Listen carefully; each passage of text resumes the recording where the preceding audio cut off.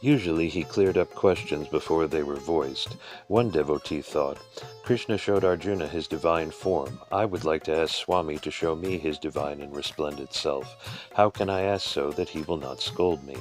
Right then Swami said, some people wonder if I can show them my effulgent being, as Krishna showed his to Arjuna. That is easy. It will happen to each person when the time is right. But you must have no desires lurking in the corners of your mind. You must purify yourself of all desire. Sing hymns, chant Om Namah Shivaya, Shivaya Namah Om. Wear holy ash and practice any sadhanas that help you quiet desire. If you find desire, make your mind a funeral pyre and burn that desire. Burn it. Sit in meditation and watch it burn. Feel the flames, then get up and wash and apply holy ash. And know that the ash is the ash of your desire. Blessed scoldings. Yogaswami closely watched how people revered him. One of his greatest teachings was to have devotees recognize him themselves, what he represented to them. A person might worship him with the feeling that, I am so small and powerless, and you are so great and powerful. Let me enter your good graces so all the bad things I've put into motion, and that I'm sure are going to react back on me, just won't happen. Anyone coming to Yogaswami with such attitudes might be scolded and sent abruptly on his way. Why are you worshipping me? I have 2 eyes, 2 ears, a mouth and a nose, just like you. Go do your own work, stand on your own feet. Yogaswami was a great scolder. His scolding was more penetrating than fire. Years after Swami's Mahasamadhi, his German disciple, Garibala Swami, was told by his own devotees that he was a bit gruff and forceful. Ha, he chided, I'm gruff? You couldn't stand for 30 seconds in front of my guru. Many are the stories of Swami's profane language which he reserved for rare moments with devotees, and as a useful way to ward off base strangers. One man was constantly around offering to serve him, worshipping him with what seemed like true devotion. One day Yogaswami harshly lit into him, speaking the filthiest Tamil there was, language that could make a sailor blush. He kept at the man for over an hour, for being afraid, for fearing what might happen to him, what he might have to go through, all the horrible things he had imagined and some he had not. Yogaswami hit on, naming every one and scolding all the while. It was terrible, he finished. If you think I'm going to protect you from any of these things, you're wrong. I don't even see them as real. You give them power. You get rid of them. There is nothing to fear, so stand on your own 2 feet and stop bothering me with your worries and fears, and get rid of them before you come to see me again. In homage to Yogaswami, Sam Wikram Singh offered a mystical explanation for Yogaswami's responses to those who came before him. A liberated mind has the advantage of being a mirror in which a non-liberated mind can see itself as it truly is. If Yogaswami seemed to lack an unchanging personality, it was presumably because his personality temporarily acquired the characteristics of his visitors. Not surprisingly, therefore, proud persons invariably found Swami behaving arrogantly towards them. To those who were haunted by fears, Yogaswami's manner seemed timid. A South Indian sannyasin recited a stanza from the Bhagavad Gita to Yogaswami. Thereupon, Yogaswami repeated this stanza with alterations and clever puns on certain words so that the sacred lines acquired an erotic significance. Yogaswami could not help doing that, for he was merely reacting to the hidden sexual imagery in the unconscious mind of that recluse. Consequently, this ascetic, like many other of Yogaswami's visitors, was not only irritated but embarrassed. In a sense, Yogaswami was a Zen master who awakened people from their psychological slumber by shocking them without deliberately wishing to do so. The people of Jaffna regarded Yogaswami with a curious mixture of veneration, affection, and fear.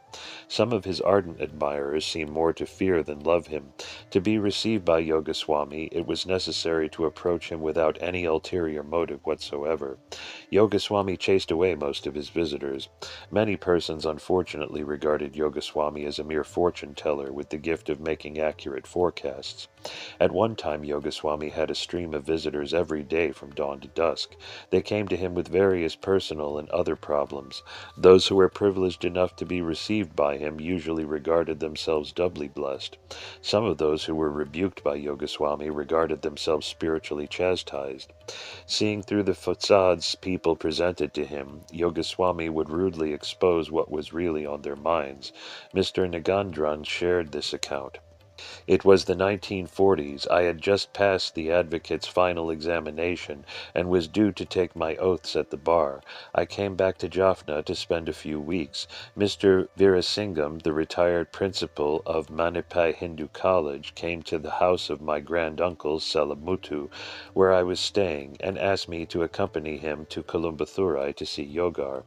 Before we reached Swami's hut, Mr. Veerasingham told me, on the way to see a great man, we should not go with empty hands, we should take offerings.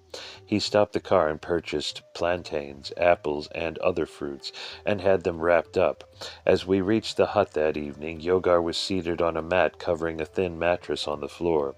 Mr. Wiram, the Commissioner of Cooperative Development, my father's senior in the department, and other distinguished elders were seated in front of Yogar.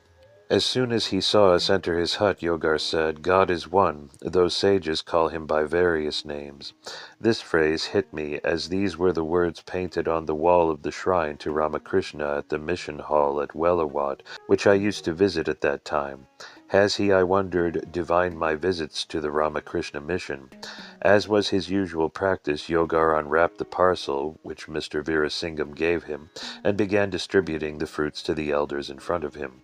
Seated at the rear, I noted the number of fruits he gave each elder, wondering whether he would give me, a person not of the same status as the elders, the same number of fruits. While Yogar was handing the fruits to me, he remarked, "Everybody here gets the same number. See, even one of the fruits I am to give you has fallen because you had doubts." Yogar had read my mind. I was humbled. In 1953, Swami Shivananda of the Divine Life Society sent a young sannyasin, Swami Satchitananda, to Ceylon to open a small yoga center in the hill station of Kandy. Charismatic and humorous, the dark-haired Swami from South India drew crowds for his Hatha Yoga classes. One day he made his way to Kolumbathurai for the blessings of Yoga Swami. He described the meeting. I entered the hut and prostrated. Immediately Yoga Swami asked me, "How many people do you have standing on their heads today, Swami?" Satchitananda inferred that Yoga Swami was encouraging him to use his considerable gifts for more than teaching the physical yogas to common crowds. Years later, Swami Satchitananda ascended to fame when he gave a talk at the Woodstock Festival in New York, and later founded the Internal Yoga Institute in the United States. Shiva Yoga Swami's closest devotees longed for these scoldings and regarded them as a benediction. One day Yoga Swami went to the house of a devotee named Kandan. Taking another devotee, Arumugam, with him, Kandan was waiting in the yard when Swami arrived. Suddenly, Swami started pummeling him on the shoulder with both fists with all his might. Kandan stood still for it. When Swami was finished, Arumugam, somewhat aghast at the events, noticed that Kandan looked more blissful than abused. Kandan, sensing his friend's puzzlement, sighed and confided, "I have been waiting a whole year for that blessing. Every 3 or 4 years I need a good strong thrashing from Swami. Then I'm fine." He who knew all. When someone came to worship Yoga Swami to change the part of himself that Swami revealed for him, he was encouraged, given what he desired, and sent on his way. Such devotees did not have to say anything. He would just start answering their questions or telling them their next step. He also knew what people were thinking and what they wanted him to do for them. Who was coming and when they were coming and why they were coming were known beforehand. Sometimes he would say, "We must go now. So-and-so will be here in 15 minutes and he mustn't find us here." Or, "Put a mat there and prepare some tea. So-and-so will be here within the hour and we must have everything ready for him." Many people came with family problems, money worries, or other difficulties. Sometimes he would scold them and send them off to solve their own problems. You knew how to get yourself into that mess, so you must know how to get yourself out. Sometimes he would send them to the temple to do a special puja. Do an abhishekam to the Ganesha temple near here, then the answer to your problem will come. Sometimes he would ask another devotee to help. He would say to a third party, go and get 500 rupees from so-and-so and give it to this man. His wife is sick and he needs help. Money would always come.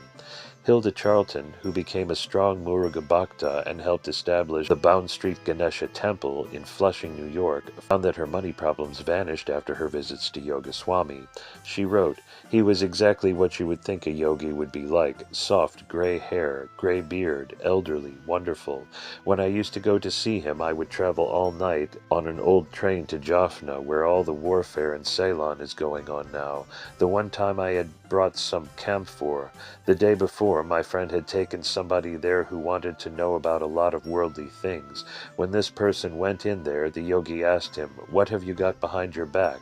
The man said, camphor, and the yogi said, burn it on your own tongue. Yogis could be tough kids. Then he said to my friend, why do you bring people of that caliber here? I came in the next day. I had some camphor behind my back. I had just heard this story. He asked, what have you got behind your back? I said, camphor. He said, come right in, come right in. See? Every time I went there, he would say, how much money do you have? It was just like Yogananda with the food. I would think, what kind of a person is this? I would give no answer, and he would know I had no money. He would ask, what is your salary? Well, I didn't have any salary.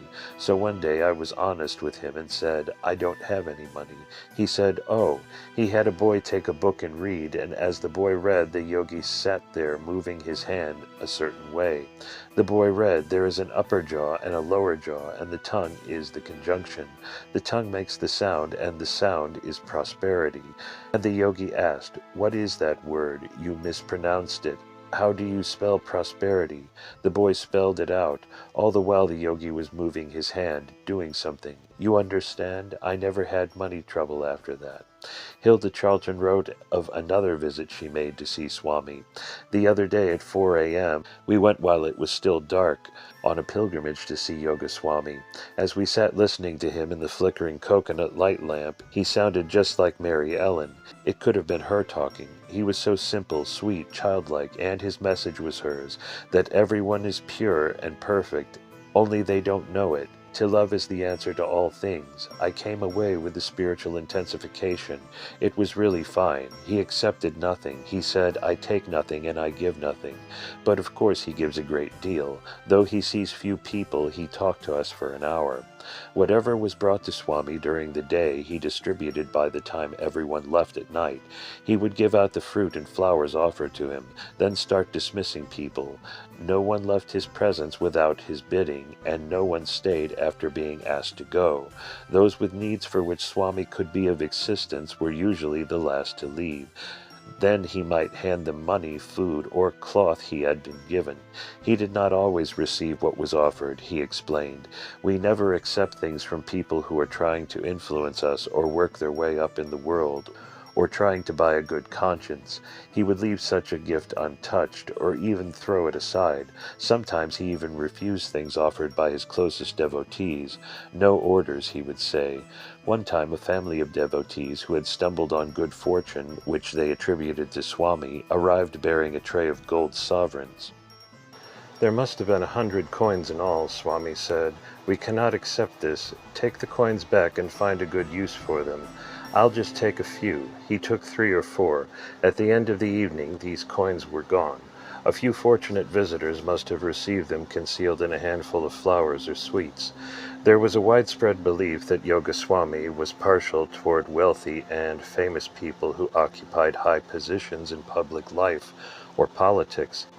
S. Shanmugasundaram recorded Swami's views on this criticism.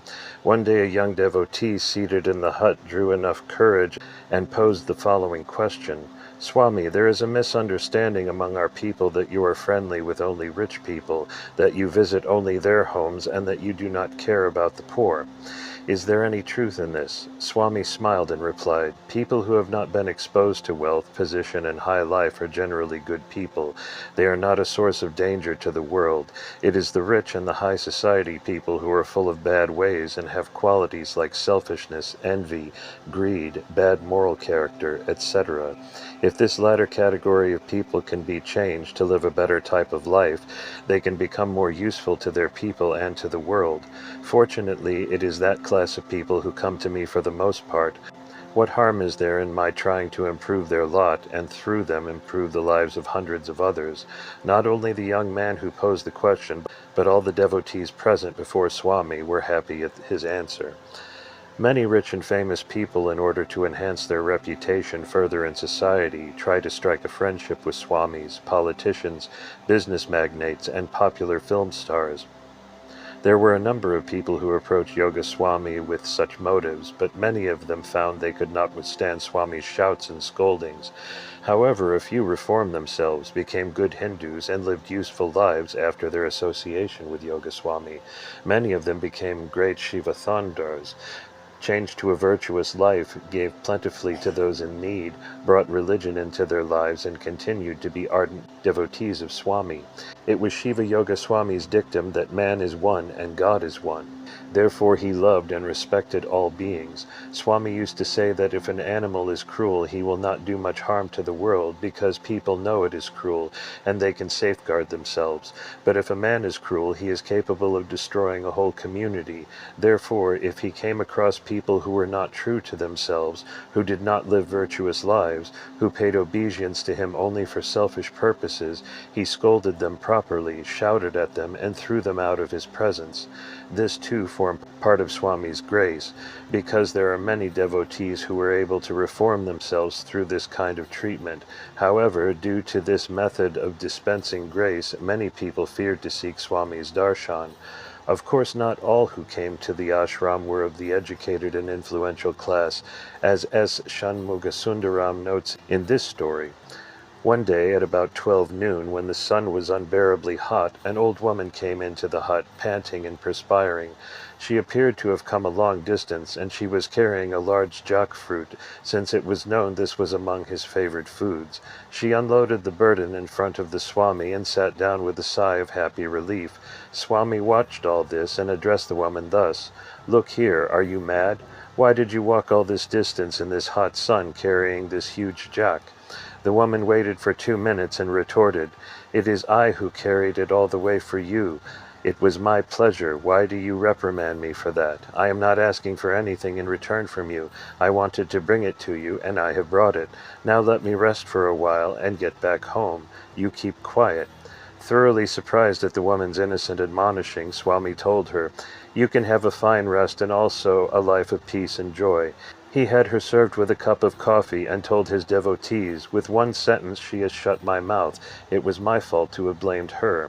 He then gave her an orange and sent her home. Chapter 16. Miracle Making. After Swami's Mahasamadhi, many stories were told of how he had healed people and cured diseases. While he lived, no one dared to speak about these things. Swami did his work quietly and without show. Most often, if he knew someone was sick, he would send the ailing devotee to a doctor for medicine. As likely as not, he would arrive at the doctor's office at precisely the same time the patient did. He would often tell the physician exactly what medicine to give, then even make sure it was taken. Sometimes he would take the medicine from the devotee, carry it to his hut, and put it under his pillow. "This way it will work for you," he would say, as he gave it back the next morning. S. Amtikaipakan wrote of one such incident from 1936. Mr. V. Duraswamy, the leader of the ruling party in Sri Lanka, had been invited for the coronation of King George VI to receive the honor of knighthood. He suddenly became ill when his travel arrangements to London were being made, and the physicians advised him not to go. In those days, Swamigal sometimes stayed in Paradanai with Mr. Velupillai, brother of scholar Somasundaram. Swamigal felt Sir Duraswamy's sickness from Purdanai and gave to Velupillai a list of medicines to buy. When Mr. Velupillai took the list to the storekeeper warned him that the medicines were highly toxic. He conveyed that to Swamigal, but Swamigal said not to mind that and asked him to boil them. Mr. Velupillai made a decoction of the ingredients and gave it to Swamigal. Swamigal consumed the mixture and a short time afterwards began to vomit violently and to suffer with severe diarrhea. Mr. Velupillai became afraid and started to cry. After some time, Swamigal asked for some lemon juice mixed with salted soda water and drank it. A few hours later, he became well. The next morning, Swamigal announced, "Now Duraswami can go to London. The treatment for his illness has been done. It will be good for him and the Tamil society if he goes." Duraswami recovered, went to London, and received the title from the king. Swamigal remained as though nothing happened after this remarkable miracle, and Mr. Velupillai kept the matter secret and told me about it only after Swamigal attained Mahasamadhi. What a difference there is between our Swamigal and those who announce every tiny accomplishment in glittering megalomaniac advertising. Mr. Velupillai himself had a healing experience with Swami. S. Ampikaipakan recorded it in his biography. One afternoon, around 3 o'clock, I became dizzy and fainted. Lord Sun sent 2 doctors, and they gave some medicine.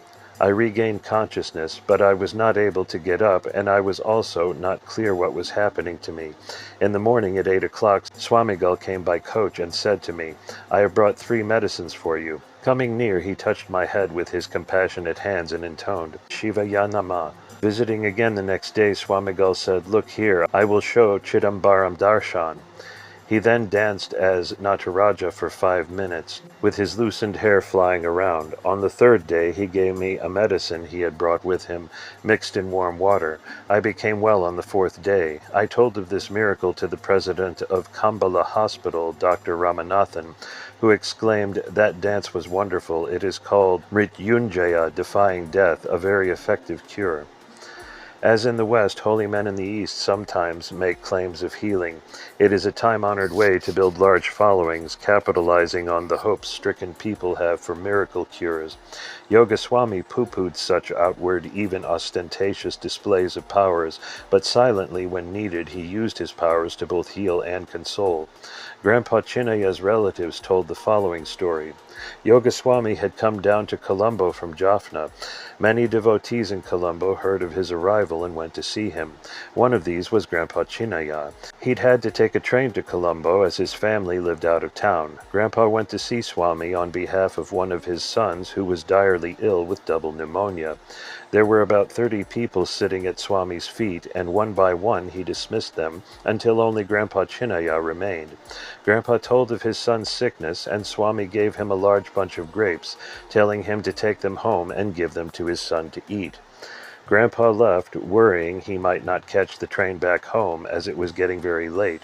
However, just as he arrived for the train arrived, his timing perfect. He returned home to find his son seriously ill with a high fever. He sat him up and proceeded to feed him the grapes one at a time. The son managed to eat half of them, then fell to sleep. The next morning the fever was gone and his son was well. Grandpa knew that Yogaswami's blessings cured his son. S. Kandia of Ontario shared, "My first experience with Swami's healing power was in 1949, when my wife's father was in Jaffna General Hospital, critically ill with tetanus. The doctors had given up all hopes of his recovery. My father-in-law was a devotee of Swami since early childhood, as Swami used to spend a week to 10 days at a time at his family's home in Anuradhapura in quiet meditation. Unexpectedly, Swami came to the hospital ward, accompanied by the medical superintendent, whereupon my mother-in-law fell at Swami's feet weeping. He consoled her, saying, 'Go to Nalur temple tomorrow, Friday, and perform an archana in the morning, 5 o'clock puja.' The doctors did not believe her husband would even last until that time, but he did. The archana was done, and no sooner was the holy ash applied to his forehead, his locked jaws opened, and he spoke for the first time in 3 days. After 10 days, he was back at home, fully recovered. Swami was often seen in different places at the same time. He never spoke of this power, but people who had seen him at one place conferred with others who had seen him at the same time but at a different place. They had friendly arguments about who had really seen Swami. If he heard of the disagreement, he would laugh. Dr. K. Nithyanandan tells this story. My elder brother lived in England in 1938 and the early part of 1939 while attending to his higher studies. At that time, the Second World War had just started in the Western countries. Hitler's activities were a great threat to the Allied nations. The industrial towns of England were the target of Hitler's offensive. Hence, my father was terribly worried about my brother. One day he went to Swami wondering about all these worries. Swami looked at him and said, "Do not fear anything. My father feared as a result of the great dangers magnified in the papers, but other dangers that my father did not expect awaited my brother." Swami's gracious words turned out to be words of assurance which protected my brother from all those dangers. One day the heater in my brother's room burst and began smoking. My brother was stunned by this sudden incident and did not know what to do. As he sat there unable to do anything, he reached the state of unconsciousness. Then he heard Swami's voice say, "Thambi, break the windows." Swami's words, which were loud and clear, gave my brother new life. He broke the windows, came out, and escaped the great danger he was in. The next day, early morning, when my father went to see Swami, he said, "I saw your son yesterday." In Tamil sages and seers of Ceylon, V. Muthukumara Swami recorded an unusual incident that was narrated to him by Dr. Francis Pillai. The mother, a Christian of an engineer who is now in the UK, was deeply worried about her son, as she had not received any letter from him for a long time. She begged Yogaswami to find details about him. Yogaswami tried to dissuade her, but she persisted, so Yogaswami went into a trance and recorded what the engineer was doing. He found that he was in good health and good spirits. Then he came back from his trance and gave an exact description of her son, his friends, his room, and what he was doing. The mother wrote a letter to her son about this and got a letter back, which exactly confirmed what Yogaswami had told her. With just a slight change in his immediate environment, he could make dramatic changes in the larger one. One day Yogaswami sat in his Kolumbathurai ashram with a few devotees, facing north as he always did. Oranges that a devotee had brought lay at his feet. Swami, who was engaged in eager conversation with his devotees, suddenly said, "Poor Brahmin, the hermit." The statement was wholly irrelevant to the conversation. Saying that, Swami picked up an orange that had fallen from the pile and put it back in its place. He continued the conversation, and the devotees took little note of his statement. However, in fact, those were critical words of protection for the respected scholar and orator Raja Yogi Shankara Supayar. At the moment Swami moved the orange, the car in which the Brahmin was traveling was saved from a tragic accident, the details of which Raja Yogi himself related. Once, after a lecture at the Sintharnkerni Mahaganpanthi temple, I was returning to Nallur at night when there was a heavy downpour. At the bend in Siranai village, the drain had filled up and the water was overflowing onto the road. The driver could not see the road. Suddenly a light appeared, illuminating the road, allowing us to avoid the drain and reach our destination safely. If not for the light, we would not have seen the deep trench and the car would have fallen straight into it. Many lives were saved due to the light. I later learned from devotees of Swami how he had said, "Poor Brahmin hermit," and placed the orange. What great compassion! A devout Muslim man of Colombo, having heard about Yogaswami of Jaffna, persuaded a Yogaswami devotee he knew to take him to meet Swami. The man had the government post of Solicitor General, a post comparable to Attorney General in the U.S. The two made the trip to Jaffna by train and checked into a rest house. The next morning they bathed and approached Swami's hut in Kolumbathurai. As they were going in the gate, Swami shouted at the top of his voice, "Who is that? I don't want to see anybody today. Go away." The two stopped. After a moment of discussion, the devotee approached Swami alone and explained that the Solicitor General of Ceylon had come all the way from Colombo hoping to meet him. Swami shouted, "I don't care if he's the Solicitor General or a Supreme Court judge. I don't want to meet him today. Go away." Deeply embarrassed, the devotee returned to his friend and advised that they not try any more. Dejected, they returned to Colombo the same day. When the Solicitor General arrived at his home that evening, a letter from the government awaited him. It said that he had been appointed as a Supreme Court judge, effective immediately, and he must take up his duties the following day. With tears in his eyes, he recalled what the sage had shouted, and realized that if Swami had met with him, he would have stayed longer in Jaffna and would not have been able to act on this letter in the timely way it required. The next week he traveled to Jaffna to meet and pay his respects to Swami. This time, as he entered the gate, Swami greeted him with a big grin and said, "Well, hello, Supreme Court Judge. Nice to see you." As the years went by, the justice made it a point to come from Colombo to see Swami at least once a month. He served as a Supreme Court Judge for 25 years. One morning, in the course of a lecture tour in Jaffna, Professor A.S. Gnanasampanthan, an academic from Tamil Nadu, awoke to discover he had completely lost his voice. He was taken to a retired ear-nose-throat surgeon, who, upon examining him, informed him the ailment was serious and he must go to the hospital in Colombo for tests. Gnanasampanthan was downcast and fearful as he depended on his speech to provide financial support to his family.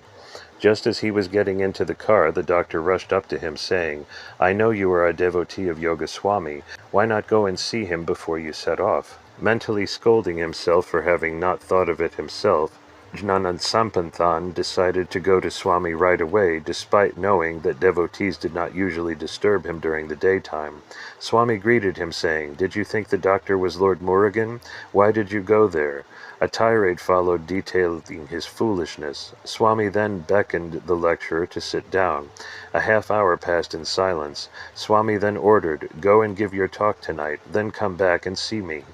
Realizing that Swami had restored his voice, Gnanasampanthan responded weepingly, "I shall abide as instructed by Swamigal."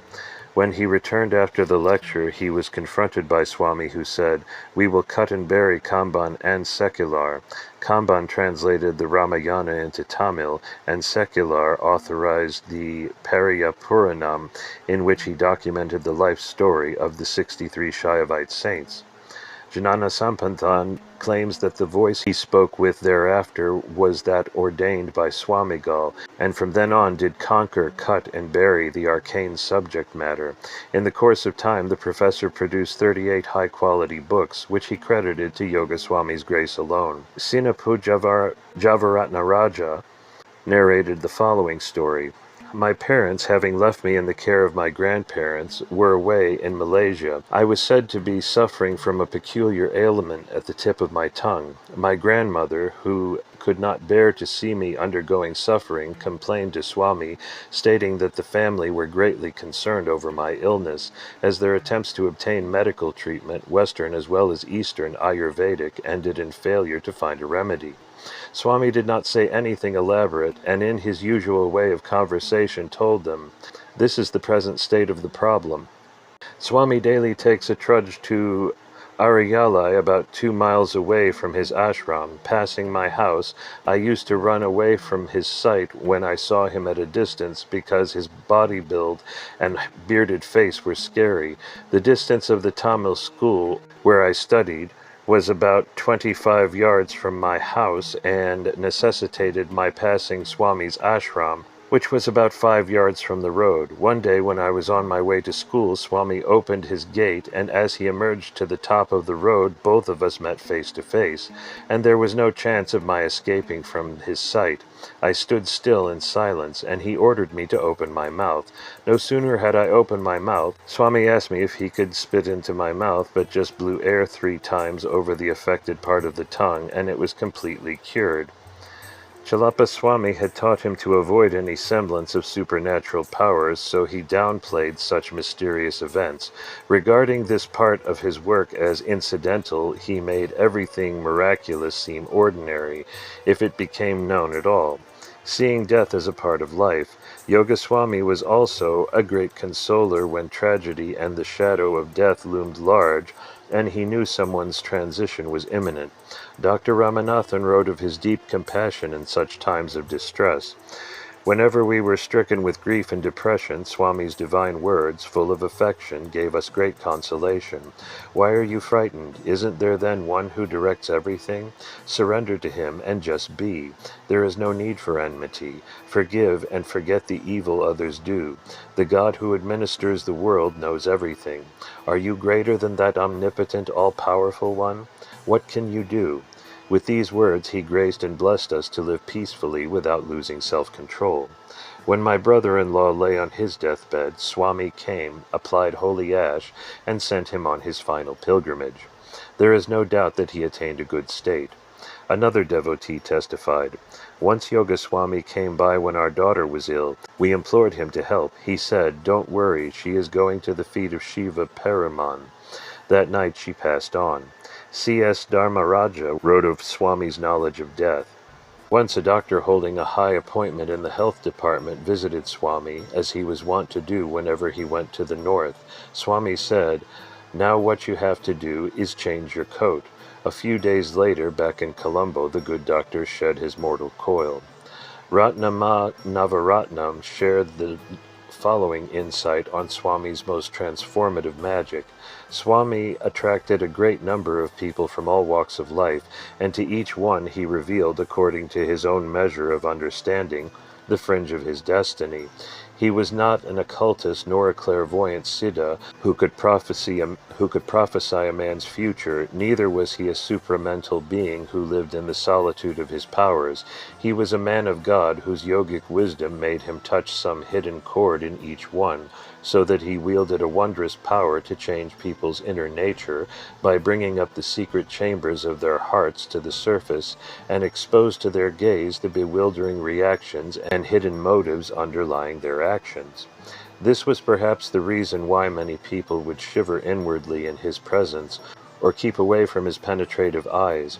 They were afraid of exposure, yet so irresistible was his humanity that even his scorching onslaughts would act like the monsoonal showers of grace, and devotees would seek him in hours of tribulation and tension. In countless ways he alleviated their aches and pains, so that the faith of the multitude of people who sat at his feet towered as high as Mount Kailash, from where he brought forth the healing waters of the grace of Shiva. Today it was the descent of the divine Ganga. Swami taught devotees to see beyond the realm of good and bad and strive to accept all that happens as just what is needed to further the soul's evolution. He explained, "We must not think that if such and such a thing happens it is good, or if some other thing doesn't happen it is bad. You must understand that all these actions that arise from Maya are a help to realize the self. By raising him up and bringing him down again and again, the Lord makes a man gain experience. You must get rid of all illusion. All tests are for good." The Shiva Thandan Journal.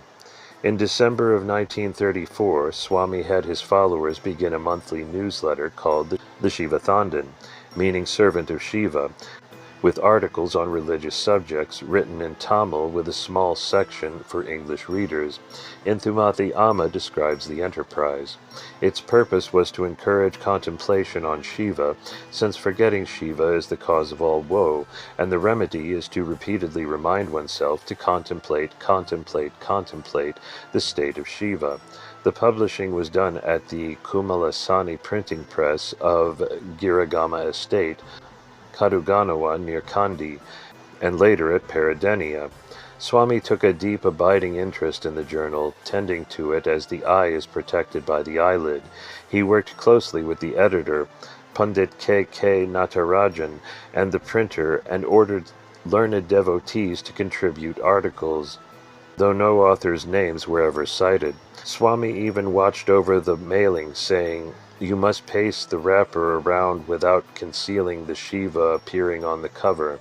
If the word Shiva alone stays in the mind of those who see the journal, it will be a great achievement." The motto he gave the publication was, "God resides in the heart of those who contemplate on him."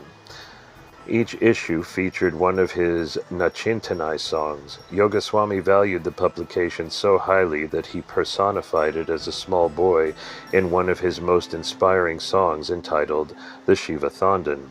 O you servants of Shiva, know that it is your duty to gladden the heart of that small child, who to your noble courtyards comes Shiva Thandu to perform, and who the holy name of Shiva Thandan bears. That dear boy called Shiva Thandan, who worships the servants of Shiva as Shiva, has come on this earth for the happiness of all, in the auspicious month of Markali in Bhava year. Though but a small child, because of his past tapas, he is a master of great knowledge.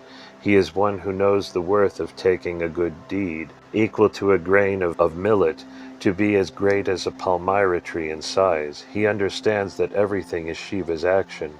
To him belongs the blessing of overcoming anger. He is filled with truth, forbearance, and tranquility, and is an adept in discerning the eternal from the passing. Transcending the path of the 6 advas, chakras, he has realized the state beyond the tattvas.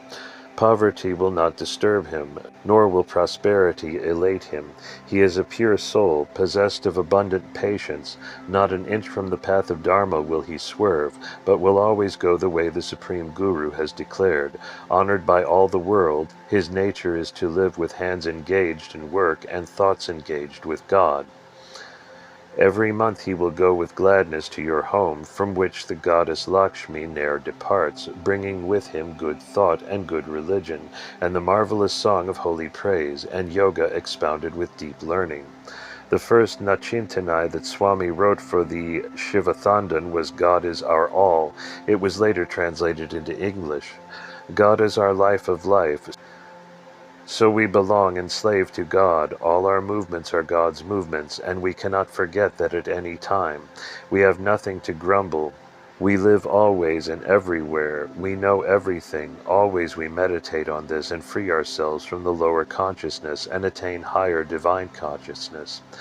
As more and more devotees gathered around him, Yogaswami gave them assignments, such as translating into Tamil various works from Sanskrit or English, letters from near and far. For Yogaswami, everything was about knowing or unknowing who you are. In the intensity of the moment, you will begin to know who you are. His flow of teaching this was incessant, no matter where he was. When traveling in India or remote parts of Ceylon, he sometimes sent handwritten letters to close devotees, beaming with insight.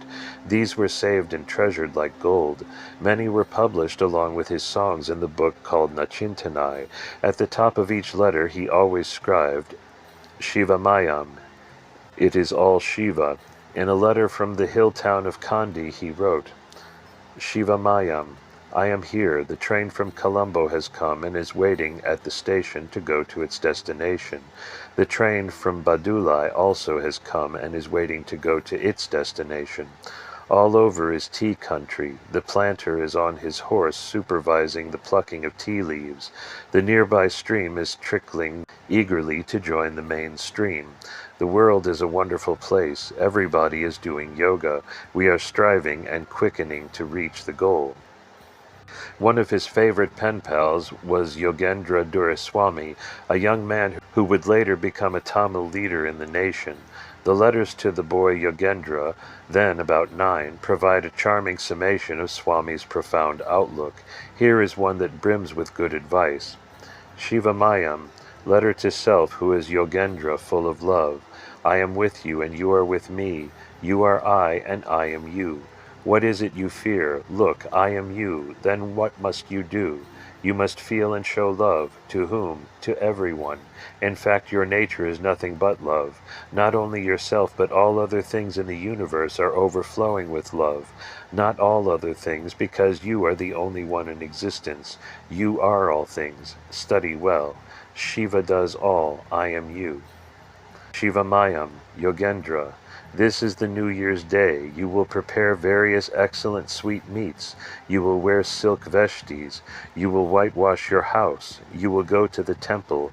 You will worship and give offerings. But I shall bathe in the waters of peace, wear holy ashes which purify the mind, pray evermore for that great wealth known as contentment, carry the shield of fearlessness, and having all these I shall dance on the bosom of Subramanya. Never forgetfully yours. Yogaswami entitled the following letter, written on July 2, 1934, The Best Kept Secret. Shiva Mayam, we are all of the same race and religion. Within us there is no change. We are holy beings established in divinity itself.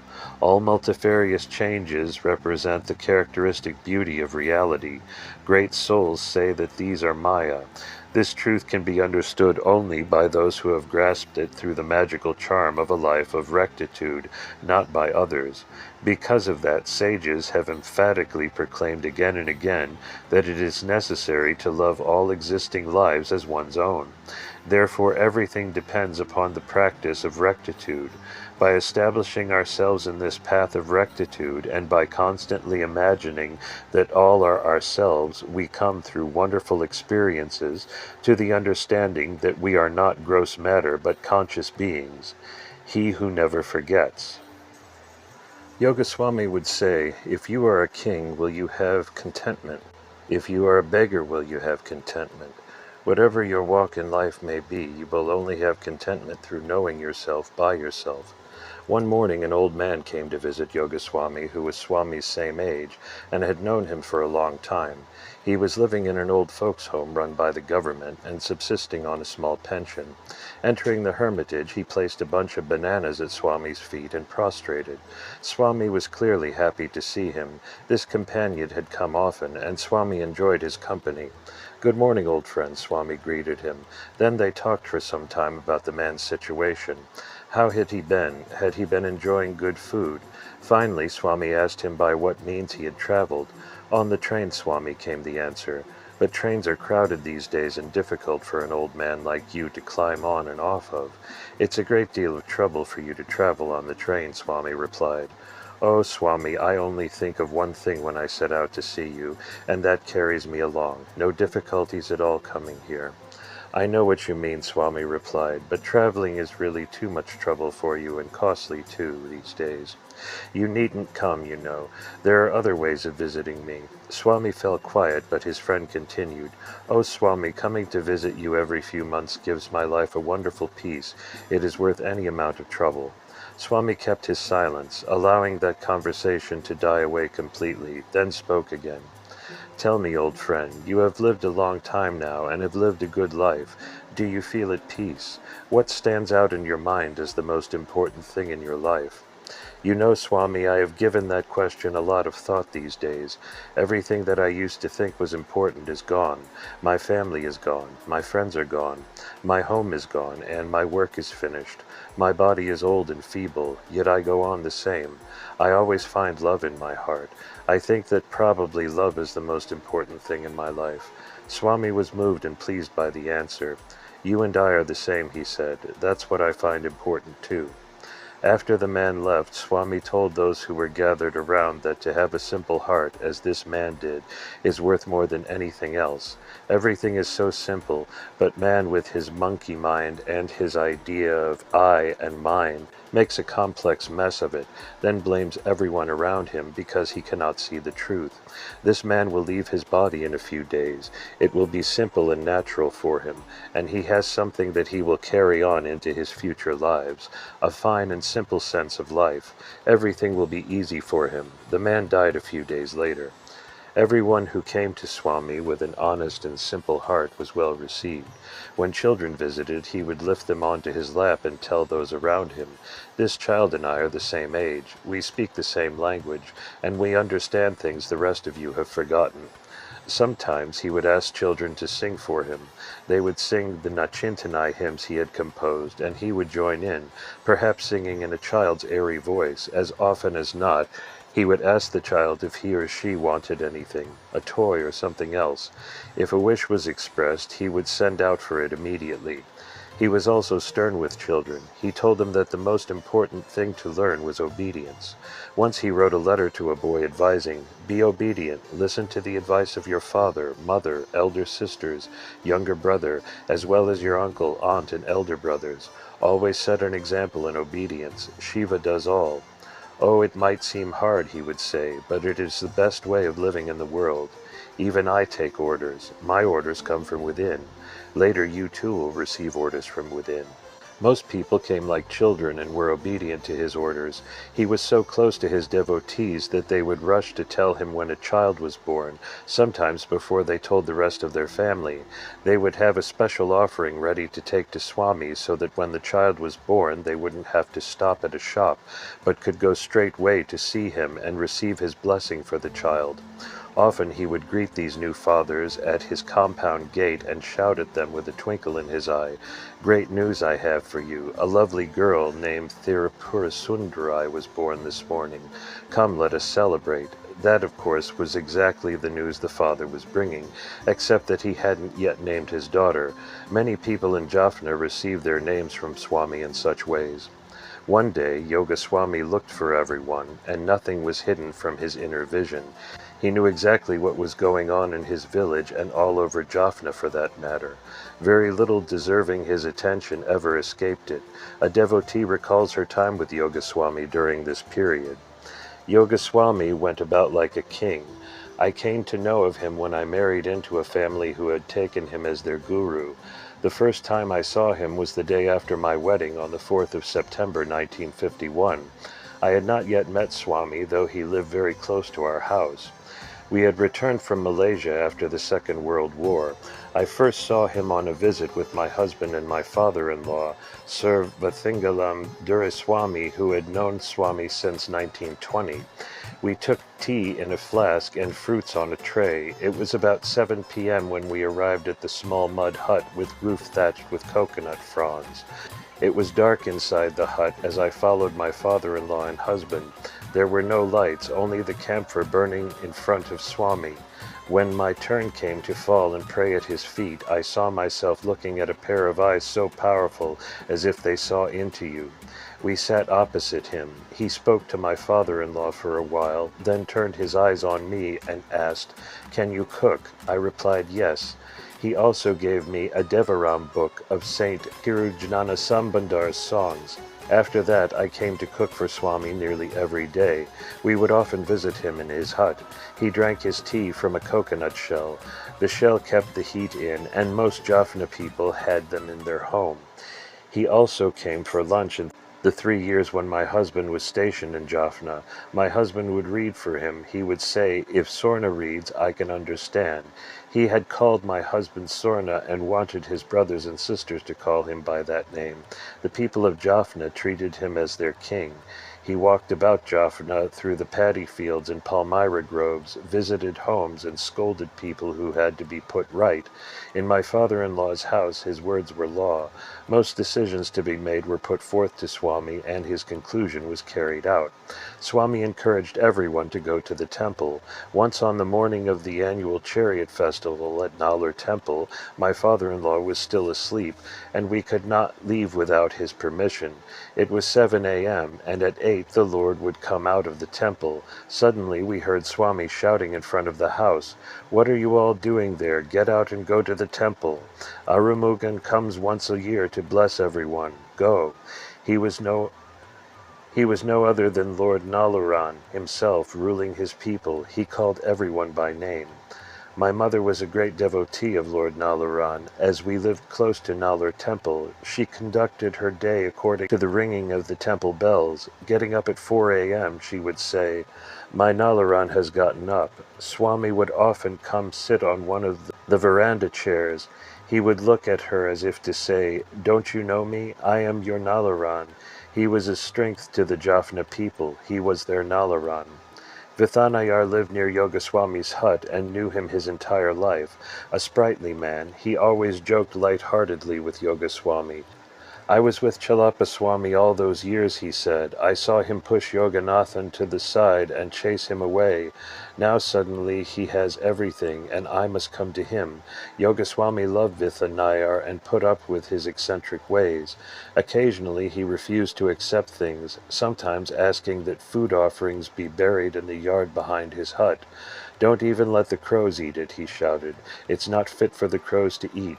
One day a man came with a tray of offerings. In the middle of the tray was a bag containing 500 rupees, a goodly amount in those days. Those around watched him present the offering, speculating within themselves what Swami would do, for they all knew the money came from a venture Swami was not in favor of. Usually in such cases Swami would not accept it. To add force to the refusal, he might even send the tray and its contents sailing through the air with a strong throw.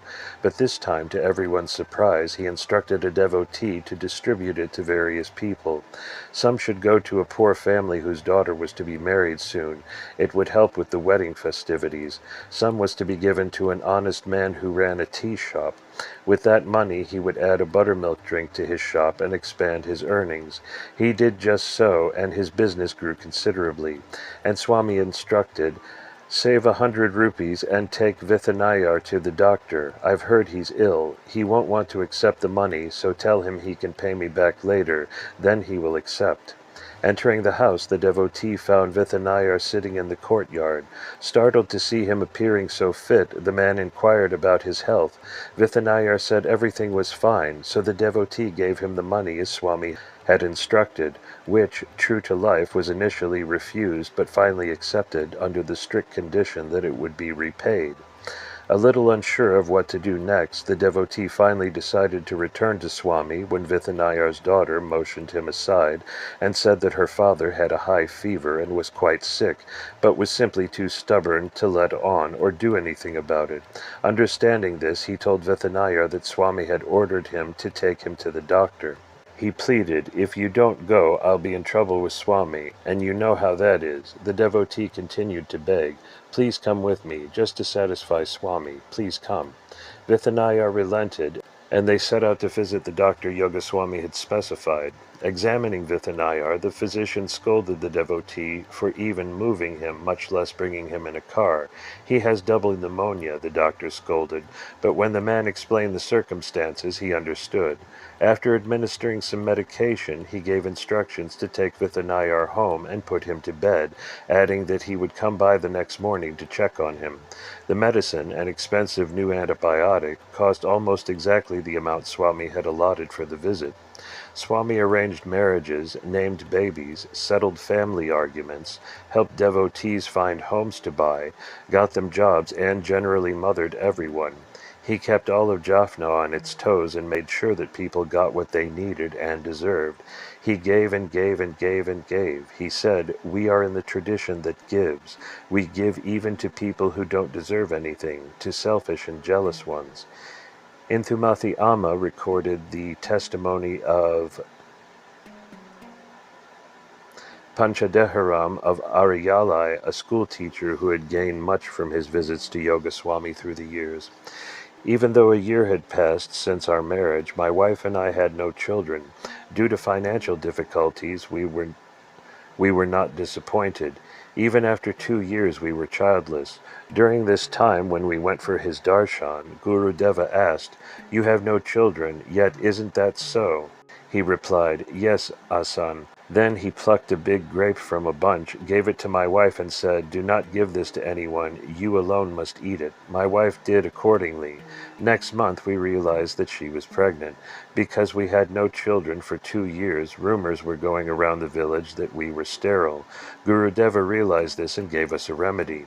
Whenever possible, we went for Gurudeva's darshan. In those days, he would give us a reply both directly and indirectly for all our woes. The indirect replies came when he would talk about other matters, but there would always be an answer to our prayers. Gurudeva's darshan made us turn our direction little by little. We began to go to him desiring to traverse the abyss of birth and death and to seek the necessary control of the mind and gain peace. In 1963, we had only 2 opportunities to visit Gurudeva. We went first in April. We had 2 children, and my wife was expecting the 3rd. We entered the ashram with his permission and fell prostrate at his lotus-like feet. He invited us to sit and then asked the names of our 2 children. He then inquired, "Where is the other one?"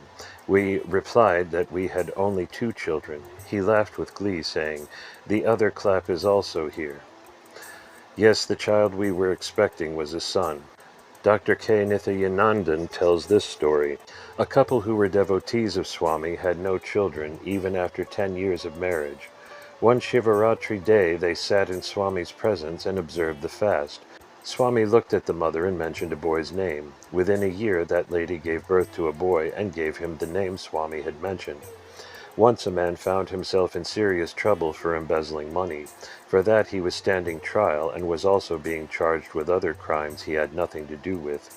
He had spent all his money on prior legal fees and didn't have enough money to pay the lawyer to argue his case, which was coming to trial the next day. In Ceylon, lawyers must be paid before a case is argued, otherwise they are not allowed to enter the court on a client's behalf. Throughout the ordeal, his wife had remained faithful and kept the household running on practically nothing. Now, even her ability to do that was strained to the limit. She suggested they go see Swami. They went. When they entered the room, Swami ignored them. The evening went on, and not a word or a look came from Swami to the couple. They were deeply concerned, but remained silent. Finally, Swami began asking people to go. One by one, he called them to him, or simply told them it was time to go. The couple eventually found themselves alone with him. Swami knew the whole story. He also knew the wife, a staunch devotee, was standing behind her husband to the end, true to the best of Hindu tradition. Calling her forward, Swami handed her a bundle of rupees wrapped in a banana leaf. It was enough to pay all the fees. The trial came, and the man won his case. This turn of events and his wife's benevolent influence caused him to change many of his errant ways. The solace that Swami gave was often subtle and indirect. Sri M. Prasad told of how Swami helped ease his mind after an accident that some felt was his fault, a story told in the Shivathandan. In 1952 or so, when I was stationed in Jaffna as government agent, a great religious fair was held on the other side of the lagoon. People went to the fair in great numbers in a motorboat. At the time of the return journey, more people entered the boat than it could safely transport. The conductor in charge of the boat was helpless. Unfortunately, the boat sank not far from the shore, and several lives were lost. I did all I could to help those injured and offered my profound sympathy to the bereaved persons. Some people alleged that the disaster was due to my neglect. I was in great agony of mind. A friend of mine advised me to go and pay my respects to Yoga Swamiji. I did so a week after the incident. Swamiji must have known why I had come to him, but he said nothing till I was about to leave his ashram after about 20 minutes. Then he said, "Have no worry, I am your witness." I cannot describe how consoling and comforting those few words were to me. Janana Yagam, from the UK, who had a lifetime of encounters with Yoga Swami's magical ways, wrote, "According to the words of the great Saint Tirumalur, absolute clarity is attained by seeing the Guru, by reciting his holy name, by listening to his holy words and visualizing his holy figure. Guru Yogar Swami was a legend known to myself and my predecessors for 4 generations. We are lost for words to describe our fortune to be under his holy surveillance." Once, when Swami was publishing his Shaivite magazine, Shivathandan, he asked my mother to write articles and essays. Though the subjects for these articles were suggested or selected by Swami himself, they subtly fitted the writer. One such article was titled, "Once the river has burst its banks, it will not stop even if you cry." My mother wrote the article and submitted it to Swami. He asked her to read it in his presence, which she promptly did. In a few days' time, my mother was pregnant. The entire family was delighted to hear the news, and were looking forward to the new arrival after almost 12 years. When the baby was born, according to our tradition, we took him to Swami for his blessing. Swami was roaming round his compound in the form of a ghost, making everyone shiver in anguish. He said, "Swami, we were blessed with a baby boy, and we have brought some sweets." At once Swami said, "I will take none of them. Ask your mother to eat them instead." We returned home with shock, sorrow, and disappointment added with fear. In about 3 weeks, the baby died of diarrhea. The article Swami had asked my mother to write was in fact a warning of what was to follow. Sometimes Swami declined to help people and sent them away without ever letting them see him. Consider the story of Master Rasia, the burly police officer who became an ardent follower. Rasia told of the day he took the train from Colombo to Jaffna, a common trek for Yogaswami's devotees who worked in the capital. Carrying a satchel of fresh fruits the entire journey, he got off at Kolumbathurai and made his way to Swami's compound. Entering, he greeted his guru and placed the fruits at his feet, prostrated, and was invited to sit. Nothing more transpired, yet suddenly Yogaswami ordered him, "Go away, leave." Rasia was stunned and physically paralyzed by the order, searching without finding a reason for this dismissal. Yogaswami, seeing no response to his command, and knowing that Sri Lankan policemen undergo a kind of military training, barked like a drill sergeant, "Stand up." Rasia obeyed. About face, Rasia turned with practiced precision. Left, right, left, right. Yogaswami called out the cadence, and Rasia began marching out the door and into the compound. "Left, face," came the order. "Left, right, left." As the march approached the gate, "Halt, open the gate." "Left, right, halt, close the gate." "Right face, left, right." And as Yogaswami's voice grew fainter, Rasia found himself marching down the road, sent away by his guru in a manner that would always puzzle him. Hearing the story, others thought Yogaswami was teaching the disciple a lesson in humility, something they said was not the policeman's greatest strength. S. Shanmugasundaram was close to Yogaswami for decades, an observant man who saw many come and go at the ashram. Years later, in California, he was asked to share the tales of those experiences with American devotees of Satguru Shivaya Subramania Swami. Shiva Yoga Swami never made any distinction between the rich and the poor. The caste or religion of his devotees never bothered him. Nobody could predict how welcome or unwelcome he or she would be in his presence at any time. That remained a mystery. Receiving one with open arms or sending him away saying, "I don't have time to see you now," were daily occurrences, depending on Swami's mood. That mood changed in accordance with the purpose of each one's visit. The highest and the richest in the land, as well as the lowliest and the poorest, could be seen at Swami's ashram. Sometimes both categories were driven away, even if they had come from distances of hundreds of miles. But there were also occasions when they were given a hearty welcome. One day a man of the highest status living in the hill country area about 200 miles away came to meet with Swami. He was learned and wealthy. Maybe due to his wealth and status he did not associate himself freely with others, but he was a devotee of Yogaswami, had visited Swami many times earlier, and Swami had gone to his place and stayed with him for 1 or 2 days. On this day that man and his wife drove all the way to Jaffna and came to Yogaswami's hut with a large silver tray full of fruits and a variety of other gifts for Swami. They walked into the hut even before being welcomed by Swami and bent down and placed the tray at Swami's feet. Just at that moment the couple heard something like thunder. Yes, it was Swami talking, with apparent anger in his eyes. Swami shouted at the top of his voice, "Take this away, we don't need any of these here. You can take them back. I don't have the time to see you now. Why are you waiting? When I say take them away, I mean it." The poor folks did not expect such treatment. They were shivering with fear and too dumb to speak. They picked up their tray full of things and left the hut in utter silence and abject disgrace. The devotees in the hut felt sorry for them and sympathized. After the couple left, Swami enjoyed a loud and hearty laugh. At the end of it, he told the devotees, "These fellows came here to ask me to arrange a marriage for their daughter. They have hit upon a young man, but he is not agreeable to the marriage, so they expect me to intervene and finalize it. What a fine joke. I am not a marriage broker. Just see what things they brought to bribe me. They are educated fools." Some went to the sage only once or twice. That was all they needed, for he gave them enough in those brief visits for a lifetime. One day a young man stopped at Nalur Temple on his way to see the man people called Yogaswami. After worshipping at Lord Murugan's shrine, he stood wondering how he would get to Swami's hut, when Swami drove up in a car, stopped right by him, ordered him to get in, and drove to his hermitage.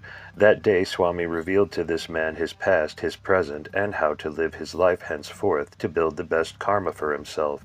It was an intense encounter, more than enough for this devotee. For the rest of his life he relished the darshan of that day and followed Swami's advice to the letter. Others were around Swami frequently, as much as possible. He was involved in the very fabric of their lives. Vithanayar was among those under his care. One day Swami heard that he was sick again, and now was probably not strong enough to recover. Swami went to Vithanayar's house, sang an auspicious song, applied holy ash to his chest and forehead, then returned to his hermitage. Later in the day, news came that Vithanayar had passed away. Once, upon returning from a pilgrimage to India, Swami went to the home of a close devotee of Chillappa Swami named Cheliapillai, whose home Chillappa Swami visited for meals many times. The man was on his deathbed, barely holding on to life. Swami teased him. "Sinathambi, younger brother, why are you still here? You should have left long ago." Chelia smiled. "I have my ticket and my suitcase is packed. The train is sitting in the station. I was only waiting for you to come and bid me farewell."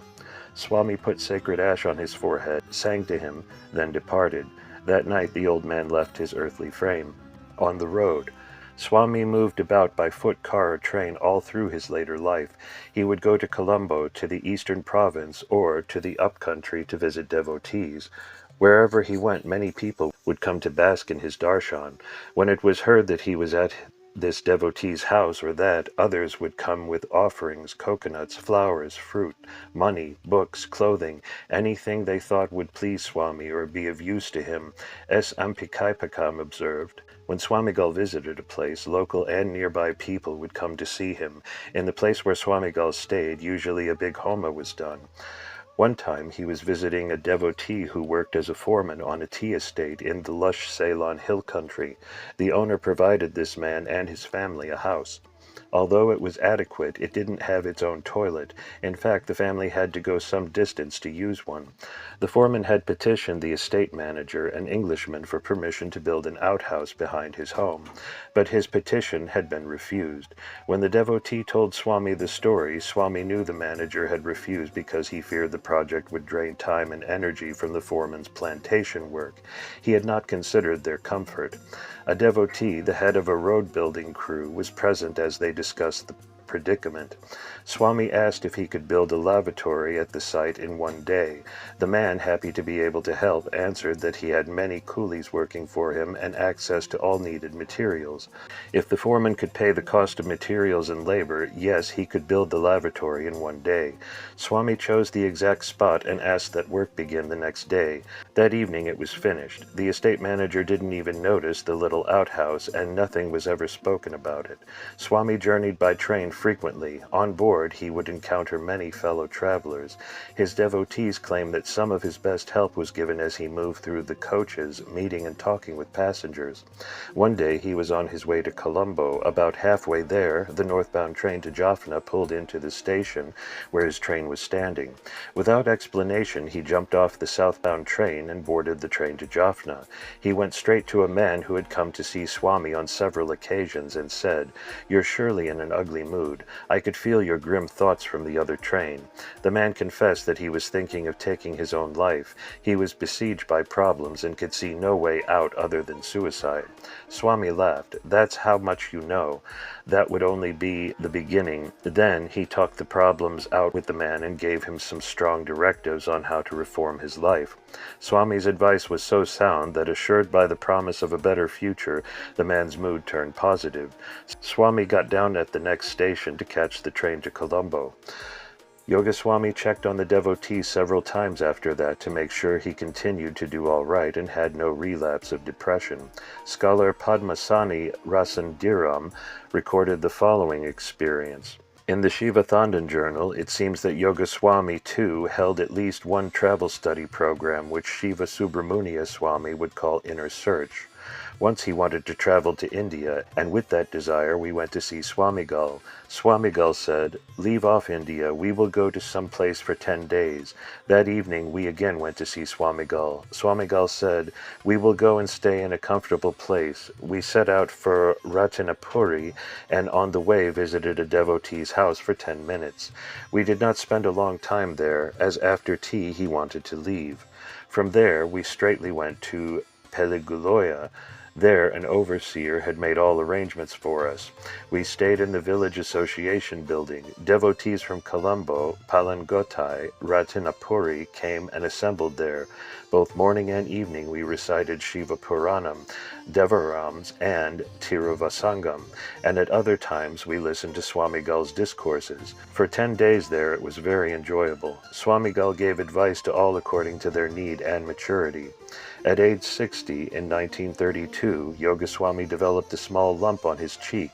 Doctors wanted to remove it, but Swami refused. Years later, he agreed to be tested, and the growth was found to be cancerous.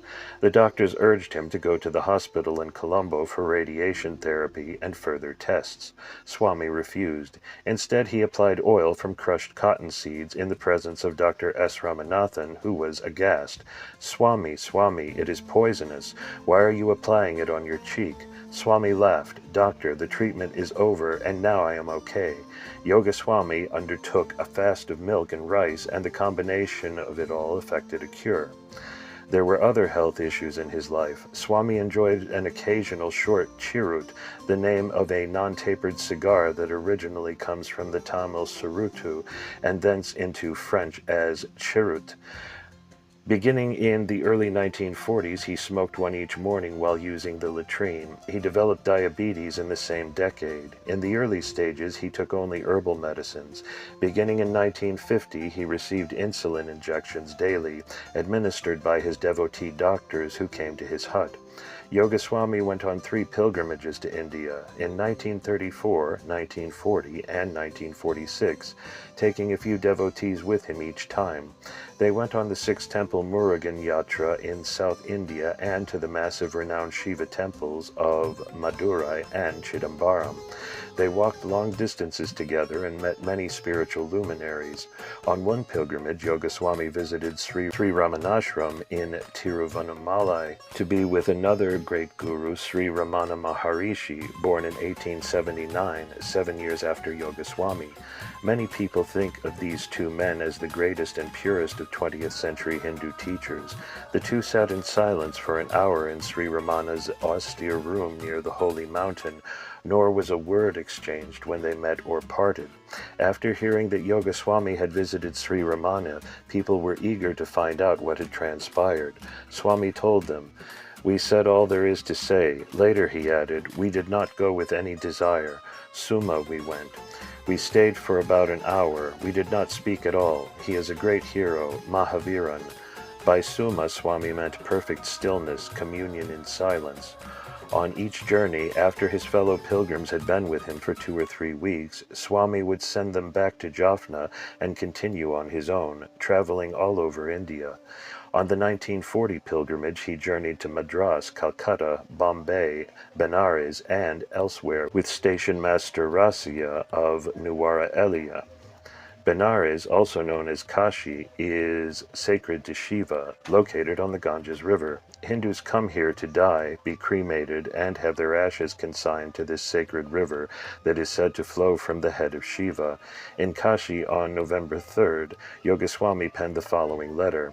"After wandering far in an earnest quest, I came to Kashi, and lo, I saw the Lord of Kashi, Vishwanathan, within my heart. Let not your hearts be troubled by wearisome pursuits.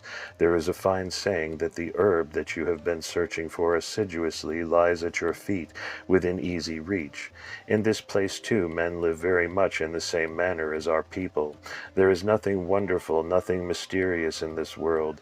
In this holy city of Benares, I have performed the rites and obsequies most solemnly for my countrymen who have lived in bygone yesterdays, and to those of today and even of the morrow. From henceforth, live in obedience to your inner spirit, imbued with love for one another, and live in harmony with the world under the protecting shelter of his feet." In the Sunday Observer, February 20th, 1983, C.S. Dharmaraja wrote about Swami after that pilgrimage. On his return, Swami, with his effulgent face, penetrating eyes, silvery flowing beard, holy ash on his forehead, his waistcloth of white cotton, hair tied in a not and an umbrella under his arm, could daily be seen leaving his ashram at the crack of dawn, trudging many miles, invariably declining offers of car lifts on the way, and returning to his abode in the evening. There he sat cross-legged on a wooden plank, with devotees gathered in singles and in groups, in that room that accommodated only the few at a time, meting out his sanctifying grace with homely discourses that veiled his divinity, occasionally singing the praises of his guru, to each according to his need and understanding. Swami never stopped traveling, even when he stayed close to home. He walked all over the Jaffna Peninsula time and time again. This land of his is quite arid, and if it had not rained for a long time and the crops were suffering, people would come to him. Swami, there has been no rain for months. My fields are ready, but I can't plant my rice crop until we get some rain. It's nearly too late. Soon Swami would be seen storming about the peninsula, striding through the dry rice paddies, shaking his fists at the clouds and scolding them for not releasing their gift of rain. What are you doing not raining? My people will starve, and you just sit up there doing nothing. My people need to eat. I order you to help them. Soon the clouds would darken, and the life-giving rains would come. This happened not infrequently, and a certain amount of fame developed on Swami for his uncanny ability to influence the forces of nature in this way. S. Shanmugasundaram recounted the following story of rainmaking in Batticaloa.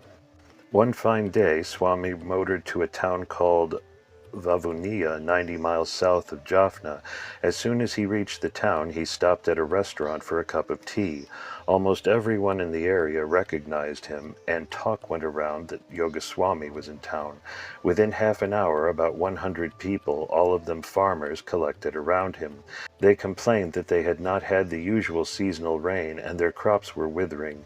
If they did not have a good shower in a day or two, the crops would die off. Swami heard this pathetic story and meditated for a few minutes.